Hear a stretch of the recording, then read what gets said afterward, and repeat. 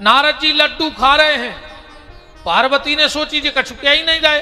पार्वती ने सोची अब हम चर्चा हमसाएं। बोले गुरुजी कल तो रात भर जगत रहे। पार्वती ने सोची अब ये पूछे काय को जगत रही, फिर हम कहें लड्डू बनाए कैसे बने। सो जैसे ही पार्वती ने कही गुरुजी कल तो पूरी रात जगे। नारद जी बोले सुटे हमसे सो जाएगा, जगता ही काय खो। अरे बाबा तई दब गई। तनक देर बाद पार्वती फिर बोली कि गुरुजी कल तो बहुत हार गए। नारद जी बोले आराम करेंगे, फिर वह बात नहीं हमसी लड़ूंगों की। अब तो पार्वती ने पूछा ही लाई गुरुजी लड्डू कैसे बने। नारद जी बोले बने तो देवी बहुत स्वादिष्ट हैं, पर जितनो स्वाद माता अनसुईया के हाथ में है उतो स्वाद तुम्हारे हाथ में नहीं है। आग ही लग गई रे। नारद जी तो कह के चले गए। पार्वती जी बैठी, शंकर जी आए। पार्वती जी बोली कि जी अनसुईया कुआं है। शंकर जी बोले नारद आओ तो।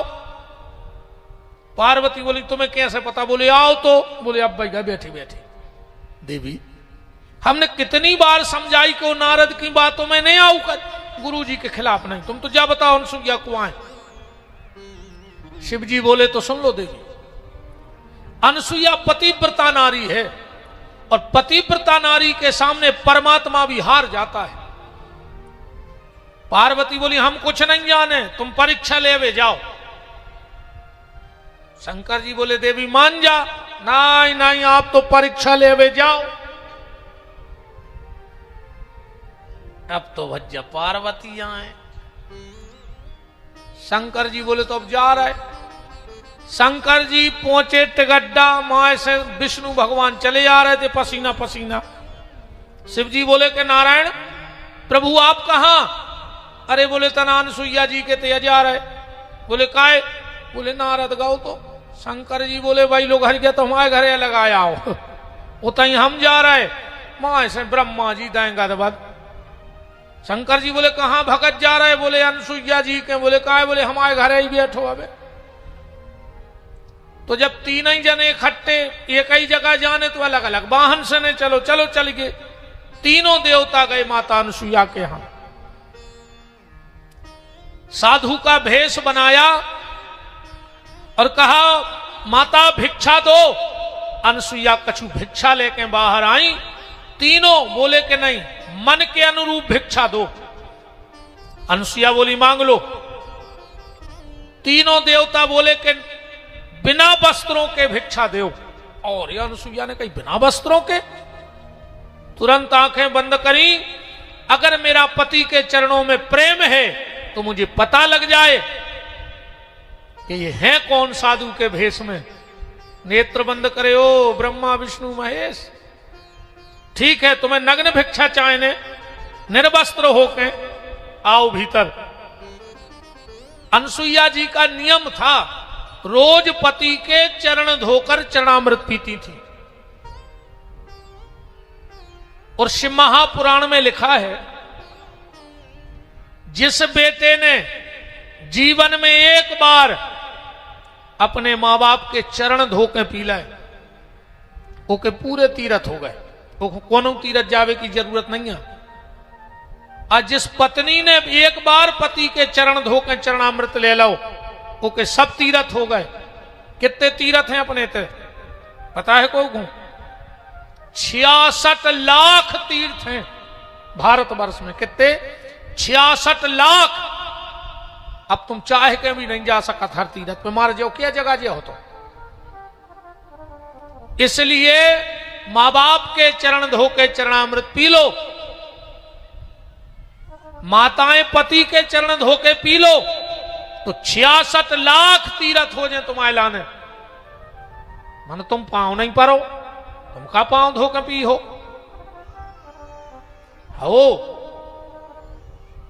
ऐसा ही तुम हो, तुम बाबू दत्ता के पांव धो हो रे। तुम मुंह तो बोल नहीं रहे पापी। अच्छा एक तमाशो भयंकर हो तुम। 6 साल से रे बाप से बेर बांधे। बाप मर गओ रात में। 2-4 जने खास खास भी तो हर आदमी के बे आ गए। कई भज्जा तुम तना लोट ले, सवेरे मुत को काम रे हमोरे बैठे सो भज्जा सो गए। 5 बजे भज्जा उठे, जनो गांव में हल्ला मचाई, गांव के बीमार गए सो पूरे जुड़ गए, सो कोनो ये पथरा पे, कोनो ये मेड़ पे, कोनो देलान बैठ गए। अब भज्जा उठे सो एक तरफ पे बैठ गए। अब भज्जा रोए नन्या ने रात में रोए जब बाप मरो, गांव भर एक एक दो दो जने आने लगे, जब भी नहीं रोए। और जैसे ही बाप को उठा के अर्थी पे धरो, उन्हें देख लो कि जुड़ गए गांव भर के। अब चढ़ बैठो मरे मराए बाप पे। पापा बोल काहे नहीं रहे, पापा बोल काहे नहीं रहे। और बाप भी कह रहा हो पापी 6 महीना से बेरा बांधे तो तू अब यह कह रहा हो सबके सामने के बोल काहे नहीं रहे। श्रवण कुमार, अगर प्यारे तुम्हारे मां बाप तुमसे बैर बांध के मर गए, मतलब बैर बंधो हो और मां बाप ने शरीर छोड़ दो, तो जब तक गंगा में जल रहे हैं और जब तक आसमान में सूर्य रहे, तुम हर जन्म में निर्धन और रोगी बन के पैदा हो जो पाप है। हर जन्म में निर्धन और पूरे जन्म भर रोगी रहे हो। कितनऊ कछू हो जाए रे मां बाप से बैर ने बांधियो, कितनऊ कछू हो जाए, पर बहुदत्ता से बोलत रज्जो तनक एक दो नियम और बनाओ रे। कबाऊ कबाऊ अपने बाप के संगे रोटी खाए गए, चाहे एक कोरा खाए गए, बाप रोटी खा रहा हो संगे बैठ जा। कबू मताई रोटी खा रही हो संगे बैठ जा, एक रोटी खा ले, फिर वो मताई के मुंह को देखियो। कबू कबार तुम रोटी खा रहे हो, पिताजी ने करे आओ तुम्हारे खा ले एक रोटी हमारे संगे। जब रोटी खा ले बे बाप, फिर बाप को चेहरा देखियो, चेहरा पे चमक देखियो। फिर तुम माँ बाप कभी बूढ़े नहीं होंगे रे, और तुम कभी बड़े नहीं हो जो अगर ऐसो करत रहे हो तो तुम्हें जो लग के तो हम बाल बच्चे हैं। माँ बाप जब तक है भाई, कहावत है कि काल बाप की मरण और काल की परन, बिल्कुल गारंटी कहाई। जब तक माँ बाप है तब तक काल भी तुम्हारे दरवाजे आवे में तुम्हें सोचत है वो कि नहीं यार पे माँ बाप को आशीर्वाद है वे, हम कुछ नहीं कर पे। कहूंगी तुम बेर बांधे हो तो आ जाई जाके लिपट जाएगी रे बहुदत्ता के गोड़ों से। कहूं बहुदत्ता के गोड़ों से ने लिपटो तो घरे मसाले पीसत की सिल धरी हो, अच्छी ऊपर उठा कर छोड़ दियो, जो मैं तुम्हारी खपर गया पकड़े सो पट जाओ, तुम मर जाओ आ जाए। हाँ, मसाले की सिल पटक लियो, खपर गया पे मर जा, कोई मतलब नहीं है तुम्हारी जिंदगी को। और हम तो कहते भगवान ये बालाजी तुम्हें ऐसी औलाद देवे भगवान, क्या तुम्हारी कागत करे सो भी तो बालाजी जाने। हरे राम, सीताराम सीताराम। अनसुईया ने पति के रोज चरणामृत लेती थी, आज उसी कटोरी में वो चरणामृत रखा था, हाथ में लिया और बोली अगर मैं अपने पति के चरणों में समर्पित हूं तो ये तीनों देवता छोटे छोटे बालक बन जाएं। और वही पति के चरण धोने का चरणामृत जो ब्रह्मा विष्णु महेश पे फेंका, 6 महीना के बाल बच्चे बन गए रे। अब बताओ 6 महीना के बच्चा के सामने माता चाहे वस्त्र पहने चाहे न पहने, भिक्षा दे दी, शाम खुआए अगस्त जी, बोले देवी ये बच्चे कौन हैं? बोले नाथ ब्रह्मा विष्णु महेश। क्या बात कर रही हो देवी? बोले हाउ परीक्षा ले आए थे हम आई। ये 6 महीना होगा अभी तो पल नहीं में झूला था। एक दिन नारद जी गए कैलाश, पार्वती जी बैठी थी उदास। क्या हो गया पार्वती? पार्वती बोली गुरु जी गणेश के पिताजी परीक्षा ले गए सो लौटे ही नहीं। हम नारद जी बोले अबे कैसे लौटे? अबे तो ऊसे नहीं लौट पा रहा है पेट के बाद, अबे तो जैसे डार दे ऊसे डरे हैं। बोले मतलब? बोले अनसुईया ने 6 महीना के बाल बच्चे बना दे। पार्वती जी बोली तुम चले जा गुरु जी लो ले आओ, उनमें ना अच्छो नहीं लग रहा कैलाश में। नारद जी बोले हम बिल्कुल नहीं ढका को, कहूँ हम पे पानी फेंक दो, सो कहूँ तमूरा, कहूँ खड़ता ले, वही फौज में हम भर्ती हो जाए, हम बिल्कुल नहीं जा रहे, तुम ही जाओ। ब्रह्मा विष्णु महेश तीनों की पत्नियां, ब्रह्माणी रुद्राणी रमा,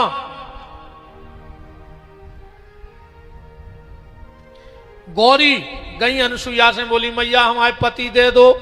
अनुसुईया बोली उठा ले, पल्ला में है। अच्छा एक बात बताओ बहन जी हरो, जैसे कछुए सो चमत्कार हो जाए रजौगा की ये कथा में कि जी उन्हें सबरे 6-6 महीना की बन जाए, तुम उन्हें चीन ले, तुम्हारे घर के कौन आए, बता छौठा ले हमारे जी आए, हमारे जी आए। अच्छा चलो तुम उन्हें बताओ जैसे जी 6-6 महीना की हो जाए, तुम चीन ले हमारे घर की कौन आए। अब तीन ही फिर रही पल्ला के घेरों के कौन खो उठा लाए, या सुनो धोखे से दूसरा उठ जाए।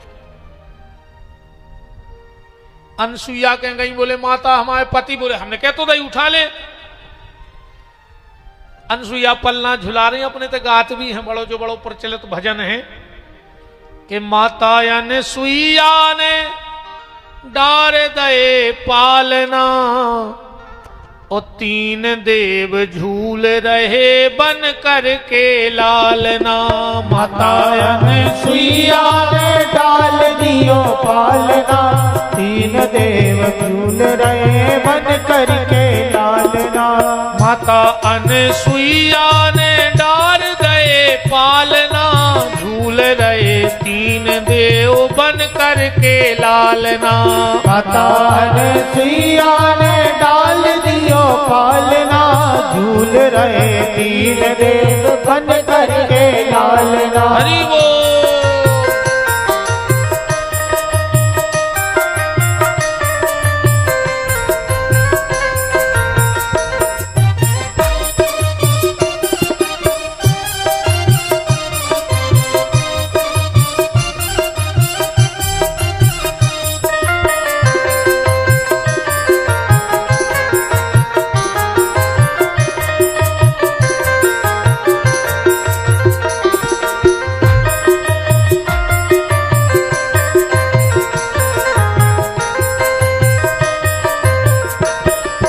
माता अनसुईया ने डार दए पालना, झूल रहे 3 देव बन करके लालना। माता अनसुईया ने डाल दियो पालना, झूल रहे 3 देव बन करके लालना। झूल रहे 3 देव बन करके लालना। झूल रहे 3 देव बन करके लालना। माता हमारे पति लौटा दे। अनसुईया जी बोली एक शर्त पे, ये तीनों हमारे बच्चे बन के आए। 3 ही देवी बोली बे वरदान दे हैं, जब दे हैं हम दे रहे वरदान के भी आ हैं। तो तीनों देवों ने वरदान दिया। भगवान शंकर दुर्वासा के रूप में माता अनसुईया के यहां पधारे।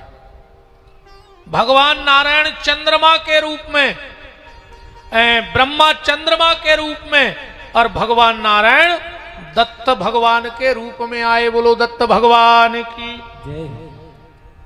इस कथा से एक बात निकालना,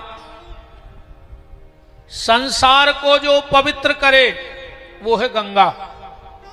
संसार को पवित्र करने का काम किसका है? गंगा का। और गंगा को जो पवित्र करे वो 2 लोग पवित्र करते हैं। कौन? एक तो यति माने संत, और दूसरी सती पतिव्रता नारी।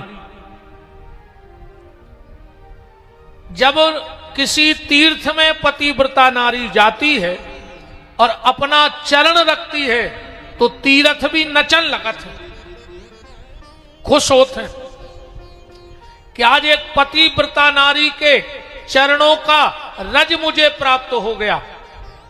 अब फिर अनसुईया जैसी पतिव्रता।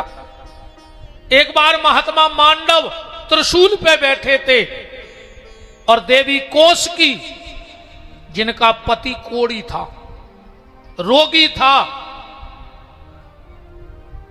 इतनी बड़ी पतिव्रता थी कौशिकी, पूरे शरीर में पति को कोड़, रोग, बीमारी। उन्होंने संत थे, उनने इच्छा करी कि हमें तीरथ करा दे, अंतिम समय है। तो पत्नी अपने पति को कंधा पे धर के और तीरथ करा रही थी। रात्रि में चली जा रही थी, महात्मा मांडव बैठे थे त्रिशूल पे। जैसे ही कौशिकी अंधेरे में देख नहीं पाई और वहां से निकली, तो उसके पति का पांव थोड़ा सा त्रिशूल में लग गया, तो त्रिशूल हल गया। जो त्रिशूल हला, मांडव की समाधि खुली और मांडव ने कहा, जिसने भी मेरी समाधि को खोला है, जिसने भी मेरी त्रिशूल को हलाया है, मैं श्राप देता हूं, कल का सूर्य उदय होते ही उसके प्राण निकल जाएंगे। कौशिकी देवी तो घबरा गई कि मेरा पति सूर्य उदय होते मर जाएगा, और होते यमराज घबरा गए। यमराज ने बही खाता खोला, उसमें देखा कि अभी तो इसके पति की मौत है ही नहीं, इसके पति की मौत है ही नहीं, अब हम कैसे ले आए? और महात्मा ने श्राप दे दिया। नारद जी आ गए, यमराज बोले क्या करें? नारद जी बोले ले आओ के पति को। बोले काहे? बोले तुम्हें संत की बात सिद्ध करने पर, संत की बात सिद्ध करनी पड़ेगी, वरना लोगों का भगवान से भरोसा उठ जाएगा। आदमी भजन पूजन करे ही नहीं, कि जब हमारी वाणी में सत्यता नहीं आ रही तो फिर हम काय को भजन पूजन करें। नारद जी भगवान के पहुंचे, बोले नारायण आप ही कछु करो। भगवान बोले हम बिल्कुल ने, पर पतिव्रता के बीच में अब तो यमराज जाने और पतिव्रता कौशिकी जाने। शंकर जी के गए, बोले हम भी ने, पर बिल्कुल बीच में अब कैदियों के समाधि लगी और उनका जो पता ही नहीं है। ब्रह्मा जी के गए, ब्रह्मा जी बोले बेटा कैदियों आजकल भी सृष्टि बनावे में व्यस्त है, उसको कुछ मिल नहीं रहा है, हमारी तो बनी रहे। अब कौशिकी माता की बहुत बड़ी उपासक थी, पार्वती की। हाथ जोड़ के बोली मां अब तुम मेरे पति को बचाओ, क्योंकि सूर्योदय होगा तो मेरा पति मर जाएगा। पार्वती ने कहा कौशिकी तुम साधारण पत्नी नहीं हो, तुम पतिव्रता नारी हो, और तुम अपने हिसाब से इसको देखो, पर पति मरना नहीं चाहिए। कौशिकी ने कोड़ी पति के चरण धोए, रोगी पति के, और हाथ में जल लेके कहा अगर मैं अपने पति के लिए समर्पित हूं और कभी भी मेरा सतत्व नष्ट न हुआ हो, तो मैं भी श्राप देती हूं अब सूर्योदय होगा ही नहीं कभी। अगर सूर्योदय होकर मेरे पति को मरना है तो अब दुनिया में कभी सूर्योदय नहीं होगा। हाहाकार मच गया चारों तरफ, सूर्योदय हो ही नहीं रहा। देवता यक्ष गंधर्व नाग किन्नर सब बहबल हो गए, सब भगवान तीन ही देवताओं के पहुंचे। बोले अब तुम लोग कुछ करो। देवता बोले हम कुछ नहीं कर सके, हमने नहीं होते अब, क्योंकि सती के सामने भगवान भी नतमस्तक है। तो अब इस भयंकर विपत्ति से कौन बचाए? ब्रह्मा विष्णु महेश बोले दुनिया में सिर्फ एक शक्ति है जो बचा सकती है। कौन? वो है माता अनसुईया। अनसुईया चाहे तो इस विपत्ति से बचा सकती है। ब्रह्मा विष्णु महेश गए, बोले माता तुम ही चलो। अब माता अनसुईया गई, कौशिकी से बोली बेटी क्या बात है? बोले मां अगर सूर्योदय होगा तो मेरा पति मर जाएगा। अनसुईया ने कहा तुम मुक्त कर दे सूर्य को, हो जाने दे सूर्योदय। बोले फिर मेरा पति? अनसुईया बोली मुझ पे छोड़ दे। अपनी प्रतिज्ञा कौशिकी ने वापस ले ली, और जैसे ही सूर्योदय हुआ उसका कोड़ी पति मर गया। कौशिकी अनसुईया माता के चरणों में लिपट गई। यमराज के सेवक बिल्कुल प्राण ले ही जा रहे थे। अनुसुईया बोली रुक जाओ, ये बताओ क्या तुम्हारे खाते में इसके प्राण जाना लिखा है? बोले अबे नहीं लिखो। तो फिर बोले कैसे ले जा रहे? छोड़ रहे ना, अब हम लाए हाथ में जल। तुरंत बंधन मुक्त कर दिया यमफांस से, और ऐसे कौशिकी के पति के प्राण माता अनुसुईया ने बचाए। तो दुनिया में संसार को पवित्र करने का ठेका है गंगा का, पर गंगा को पवित्र करने का ठेका है यति और सती का। सती की बहुत बड़ी महिमा है। एक छोटी सी कथा बताएं आपको, ध्यान से सुनना। एक गांव में एक भगवान का भक्त रहता था, बहुत ज्यादा भक्ति करत, तो मंत्र अंतर नहीं जानत तो कुछ, बिल्कुल सीधो सच्चो हा, तो दुनिया के लटका झटका से दूर। भक्त बेई आए, अन्न तुम कितनऊ मंत्र चले आते रहो, कितनऊ रामायण पढ़ ले, कितनऊ भागवत, तो मन में वही भरो है। ऐसी समझ गयो भजन कभी काम नहीं करत। ठीक, तुम तो हम के पूरे तीरथ कर आओ हो, तुम और इतने से सरे बालाजी नो भरो, रोज हर महीना गोवर्धन जाओ, कुछ नहीं होने। कबे अब एक कहानी बीच में और आ गई, फिर बात हम बताई जाए। एक ऐसा ही रजबगा जी सो गांव हतो, एक ही कुआ हतो, गांव भर के वो पानी पी जाते, दूसरो साधन ही नहीं हतो। एक बार 4 कुत्ता लड़े, वो लड़त लड़त कुआ में गिर पड़े, सो मर गए। अब पानी बसान लगो, अब कुत्ता ही तो साढ़े तो बसे है, हाहाकार मच गौ रे। पूरे गांव की पंचे 8 जुरी बोले अब क्या करेगी? तो बोले भज्जे चलो अब सागर में 2-4 विद्वानों से करेगी चर्चा, पंडितों से। पूरे 10-5 पंडित इकट्ठे बैठे, बोले बताओ महाराज अब हमारे क्या करें? पंडित जी हरे बोले कुछ नहीं, कुआ कराओ खाली, 1 टैंकर नर्मदा जल डालो में, कछु तुलसी के पत्ता, शंख को जल, 11 कन्याओं के चरण धोके वो जल, शंकर जी के अभिषेक को जल, सालक राम जी के स्नान को जल, कछु गोमती चक्र डाल दे और गांव के पानी पियन लगो। गांव के आए, कुआ खाली भाव, बोले 1 टैंकर का 2 टैंकर नर्मदा जलाओ, बरभान से वो डार दो, तुलसी पत्ता जे के जो जल हतो ने वो जल डार दो। दूसरे दिन फिर पहुंचे पूरे गांव के महाराज के, बोले महाराज तुमने जितो बताओ तो उसे डबल करो, पर पानी की बास नहीं जा रही। महाराज बोले कि कह रे वे कुत्ता फेंके थे कि नहीं? बोले बे नहीं फेंके, तुमने कही नहीं आती कि कुत्ता फेंक दियो। अब बताओ तुम कितना नर्मदा जल डाल दे, कितना तुलसी पत्र डाल दे, कितना कछु कर दे, जो भी कुत्ता ने फेंको, जनो बास चली जे। वो कुआ आए जो मन, इनमें 4 डरे हैं कुत्ता, काम, क्रोध, लोभ और मोह। अब में तुम कितना गंगा जल डालत रहो, मनो जो भी 4 कुत्ता भीतर से न फेंक जे हैं, तब तक कुछ होने वाला नहीं है। उनको फेंकना पड़ेगा, तब कहीं जाकर के भीतर की सफाई होगी। तो वो एक गांव में आदमी था, बड़ा भोला भाला था, और कहते भोले के भोले भगवान तो वही को मिलत हैं जो दुनिया के लटकों झटकों से दूर है। ठाकुर जी सबको प्राप्त नहीं होते, ने ठाकुर जी कछु बाजार की सब्जियां हैं कि जेब में 100 को डारो को भी खरीद ले आओ, ऐसे ठाकुर जी प्राप्त नहीं होते। निर्मल जन मन जन सो मोहि पावा, और मोह, बैठो तिवारी पाठक जी बराजो, मोह कपट छल छिद्र ना भावा।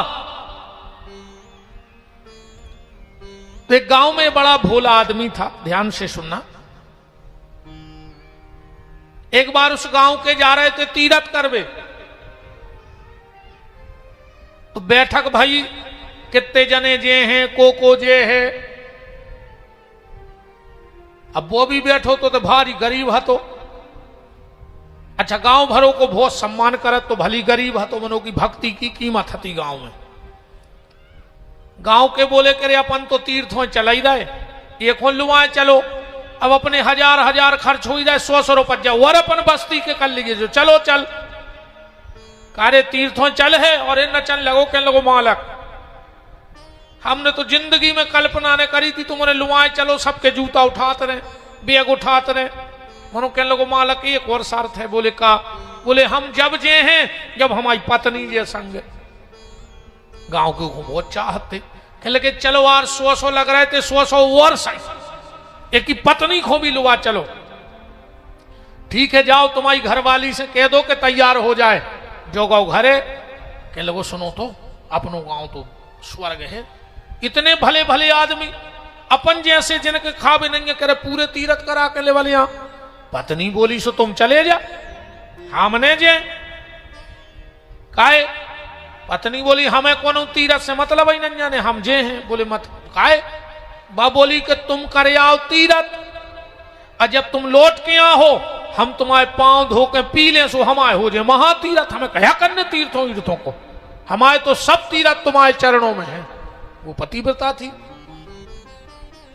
पति बोलो तो हम चले जाएं तुम तो जा नहीं रही। हाँ तुम चले जाओ। बोली पर सुन लो एक शर्त है हमारी जाने हो जाओ न जाने हो घरे रहो। पति बोलो बताओ। पत्नी बोली हमें लगा था डर हम अकेले न रहे घरे तुम्हें कोन छोड़ के जाने पर। पति बोलो हमारा एक मित्र है वो छोड़ दें। वह कहने लगी सुन लो हम एक ही बिस्तरा में सो हैं और तुम्हें जान बहुत ध्यान से सुनियो जो कथा। पत्नी बोली हम एक बिस्तर में सो हैं तुम्हें भरोसा हो तो जाओ और न हो तो घरे रहो। पति बोलो हमें तुम पे भी भरोसा और अपने मित्र पे भी भरोसा है। ठीक है उन्हें अपने मित्र को बुलाओ। बोले मित्र हम जा रहे हैं तीरथ करवे तुम्हें हमारी पत्नी के संग रहने इतने दिन ये कहीं बिस्तर में सोने। वो कहना हाउ सोतने का दिक्कत है। शाम को जब वो आया तो साथ में एक तलवार ले आओ। बिस्तर के बीच में उसने नंगी तलवार रख दी। उस तरफ पत्नी सो रही है मित्र की इस तरफ वो बीच में तलवार रखी है। समय कटा। जिस दिन लौटना था उस मित्र को तीर्थ करके उसी रात में जो सो रहा हो तो और को नींद में हाथों की पत्नी को लग गौ मित्र की फट से नींद खुल गई और इसने कही हम तो गद्दार निकले। अगर मेरे मित्र ने मुझसे पूछ लिया कि मित्र मैं जैसा पत्नी को छोड़ गया था वैसी है तो क्या जवाब दूंगा? उसने उठाई तलवार और हाथ से कहा रे हाथ तूने मुझे मुंह देखने के लायक नहीं छोड़ा तू गद्दार निकला और ले आने का तलवार दई हाथ में सो हाथ माए फिर गौ। पूरे कमरा में खून ही खून पत्नी सो रही है। वे इतने वो मित्र आया और जैसे ही उसने किवाड़ खोले तभी को खून तो पूरे शरीर को गिरेगा तो अंतिम समय है तो लिपट गया। बोले मित्र ये क्या हुआ? बोले नहीं मुझे मित्र मत कहो मैं गद्दार हूं। तुमने कितना भरोसा किया मेरे ऊपर और मैंने तेरी पत्नी को छू लिया स्वप्न में छुआ। बोले मित्र धन्य है तुम्हारी मित्रता को। अरे हमारी पत्नी तो सो रही थी वो तो पता नहीं है तो नींद में हाथ लगा किसी को पता ना लगता किसे पता पर धन्य है तेरी मित्रता को। बोले मित्र फिर हमसे मित्र मत कहो हम गद्दार हैं। तुम एक बार मुझसे कह दो कि तुम गद्दार है तुम्हें अपने प्राण सुख से छोड़ दूंगा वरना ये बोझ मेरे सिर पे चला जाएगा कि मैंने अपने दोस्त से गद्दारी कर दी। लिपट गया और जैसे ही लिपटा जो ने हाथ काटो तो के प्राण निकल गए। इसने सोची यार ऐसो मित्र खूके और फिर भी अगर हम जिंदा रहे तो धिक्कार है हमारे लाने। उसने भी प्राण त्याग दिए। पत्नी अब सोई रही दो ही मर गए। सुबह पत्नी उठी देखा कि मित्र भी मरा पड़ा है और हमारा पति भी पास में गई। पति के दो ही पांव पकड़ के बोली जब तुम ही नहीं रहे दुनिया में तो हम क्या करें अब। और उसने चरणों में सिर रखा और उसने भी प्राण त्याग दिए। आप लोगों ने सुना होगा एक दोहा ध्यान से सुनना कि तीन सजाते देश को सती जब वही सती आए संत वो वही संत आए जो तीर्थ करेगा तो और सूर माने वीर बोई आए जिन्हें स्वप्न में भी अपनी मित्र की पत्नी को छुआ तो उसने अपना हाथ काट करके फेंक दिया। तीन सजाते देश को सती संत और सूर, और तीन लजाते देश को कपटी कायर क्रूर। अब आजादे दोहाई की व्याख्या रहने दो, कपटी कायर क्रूर की व्याख्या कुनमंगली कथा में देख भी। आज भी इस कथा का प्रमाण देखना, जहां भी आप कहूं सती सत्ता के चेट का देखियो, सती सत्ता के मंदिर बने हैं जहां उते एक फारसी गड़ी रहे पुरो पे देखियो एक बीच में कटो हाथ लगो रहते, माता बंजारन भी यहाँ दो पुतरियां बनी रहे थे ऊपे, वे दो यहाँ पति पत्नी और बीच में एक कटो हाथ बनो रहे थे, वो आयो मित्र को हाथ। और पतिव्रता के लिए दुनिया की कोई ऐसे काम नहीं जो वो ना कर सके, इसलिए माई के यहां जाने वाला कभी खाली हाथ नहीं लौटता। बोलो वृंदावन बिहारी लाल की। बात चल रही थी माता अनसुईया की। इसके बाद भगवान का अवतार हुआ। हां, दत्तात्रेय जी भाई थे अनसुईया माता के, और इनने 24 गुरु बनाए थे। आजकल तो आदमी ये भी गुरु बनाने लगो। एक आदमी बोलो कि यार अब हमें दीक्षा लेने, घरवाली बोली अब का जरूरत पड़ गई, वो बोलो कि हम दुकान नहीं खोल रहे, तो घरवाली बोली दुकान खोलवे गुरु का बनाने के लगो कसम खावे। बोले मतलब? अब बोले जब दुकान में ग्राहक आए सुने तो हम तुम्हारी कसम खाते ने मोड़ी मोड़ो की, सो गुरु जी की फोटो धर ले हर बार कहें गुरु जी की कसम इतने से कम में फराई नहीं रहो। सो आदमी सौदा ले जान लग कि यार बताओ जब वो गुरु जी की कसम, आप गुरु जी मार भी जान सुचीला होगा नुकसान है। ये खो गुरु बना रहा आदमी के दुकान खोलने फोटो लगा कसम खाते रहे, सामान बेचत रहे। इसके बाद भगवान का अवतार हुआ अभिजित अवतार, यज्ञ अवतार। नाभि राजा और मरु देवी के यहां भगवान श्री ऋषभ देव अवतार में भय। फिर भाव समुद्र मंथन, उसमें सबसे पहले भगवान का कच्छप अवतार हुआ। फिर भगवान का धनवंतरी अवतार भाव, और फिर भगवान को मोहिनी अवतार भाव। अच्छा, समुद्र मंथन क्यों हुआ? समुद्र मंथन ऐसे भाव देवताओं और दानवों में तनक सो विरोध होगा, और वो विरोध को ठीक करने में नारद जी ने अहम भूमिका निभाई। और समुद्र में जो रत्न छुपे थे उनको निकाला, 14 रत्न और 14 उपरत्न। ऐरावत हाथी, कौस्तुभमणि, लक्ष्मी, विष, अमृत, उच्चैश्रवा नाम का घोड़ा, यथावत सब में बट गए। भगवान ने मोहिनी अवतार में फिर दानवों और देवताओं के बीच में अमृत और मदिरा पिलाई। इसके बाद भगवान का अवतार हुआ प्यारे प्रहलाद के लिए नरसिंह देव अवतार, जो अभी होली निकल गई ना। अच्छा, एक बात है यार, हिंदू धर्म को कोनो त्योहार आओ और इन पापियों ने अपने स्टेटस डार वो चालू करो, पूरो ज्ञान होली पे देते, व्यर्थ पानी खर्च न करो, तुम्हारे बाप को आए पानी, त्योहार हमाओ, पानी हमाओ, बगरा रहे हम, तुम्हारे बाप को खा जा रहे हो, हमें जा बताओ। त्योहार ने मनाए का करें हमारे, कचू कचू कह रहे होली घोने जलाने तो वो उनकी फुगाया है लगे लोग क्या ये बताओ, होली फुगाया है तुम्हारी राक्षसनी, तो तुम भी राक्षस ही कहा है, बात तो शुद्ध राक्षसी हती। ज्ञान देवे में तो दद्दा आजकल सोशल मीडिया पे घरे बनाए वीडियो कछू भी डाल रहा आदमी, पागल होगा आज को आदमी।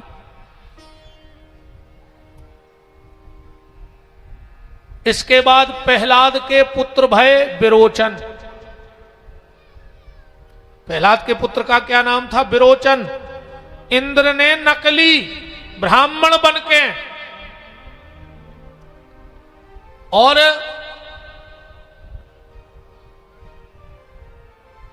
विरोचन को शीश मांग लो। ये बात से एक और आवाज हम कह ही दें, ब्राह्मणों पे आदमी बहुत टारगेट कर रहा है। जब जब सनातन धर्म को छलोगा है तो नकली ब्राह्मण ही बन के छलोगा, असली ब्राह्मणों ने नहीं छलो। नकली ब्राह्मण बन के, नकली साधु बन के, असली साधु ने कभी सनातन नहीं छलो। अगर मारीच भी आओ तो नकली है, तो असली साधु थोड़ी है। तो वो इंद्र भी आया तो नकली बन के आओ, असली ब्राह्मण बन के पहुंचा ही नहीं सकत। तो और आज जितने ये नकली बन गए हैं, यही सनातन धर्म को छल रहे हैं। असली साधु और असली ब्राह्मण सनातन के लिए प्राण दे देगा, पर सनातन के साथ गद्दारी नहीं करेगा। ये असली साधु और असली ब्राह्मण की पहचान है। सनातन के लिए जान दे देगा। पर आज ये छद्मधारी साधु, चाहे जे को बाबा बन जा, दाढ़ी रखा के लगने क्या है। तुम्हारे बनने हो तो तुम्हें उपाय बताएं दे रहे हैं हम। महीना की दाढ़ी भरने बनवजू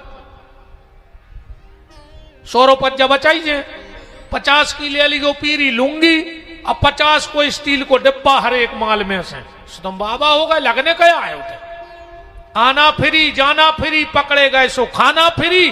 अब कौन को कर्म करे, साधुओं को बदनाम भी जल्दी कर दियो कि देखो बाबा हो गए ये कर्म कर रहा है। एक भी असली साधु बता दो जो गलत रास्ते पे गया हो। एक असली साधु का नाम बताओ जो किसी अखाड़े से हो, किसी संप्रदाय से हो। पर ये सब पगला भगत बन बन के सत्यानाश करें दे रहा है।